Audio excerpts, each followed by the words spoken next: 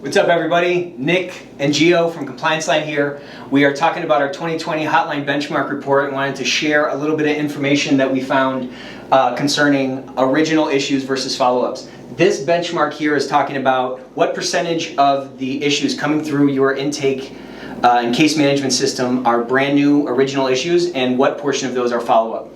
So you can see that about 80% of the issues coming through our clients who partner with us for issue intake and case management, about 80% of the stuff that's coming through the hotline and the case management system are original issues, compared to about 64%, about 2/3 in our traditional benchmark that's out there. So what does this thing indicate? What does this kind of drive?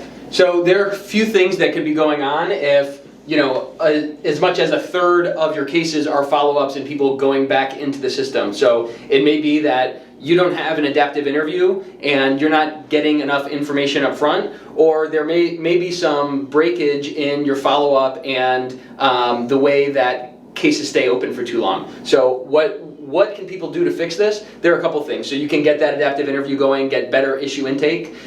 You can focus on the micro and the macro if there's kind of a communication and a follow-up issue. On the micro, you can be getting back to people who report and telling them, hey, here's what you should expect, or giving them some follow-up even if the investigation gets extended or they got to wait a little bit. And then on the macro, you can respond with policy changes and training. Ultimately, when you're getting too many follow-ups, this is going to leave your cases open too long, and it's going to also make your employees and the people who you're counting on to have that speak up culture, raise their hand and say something, it's putting the work back on them when you want to make it easier for them to engage and you want to satisfy their desire to help build your culture and build you toward that mission by having that tight follow-up and making sure that someone who was concerned about this issue enough to speak up, that is followed up on, and that issue is investigated in a way that doesn't leave them continuing to come back to your hotline and your web form saying, hey, I found this out, and why didn't anybody do anything about this? So keep an eye on your percentage of original issues, and if you're following up on those well, you're going to have a low amount of follow-ups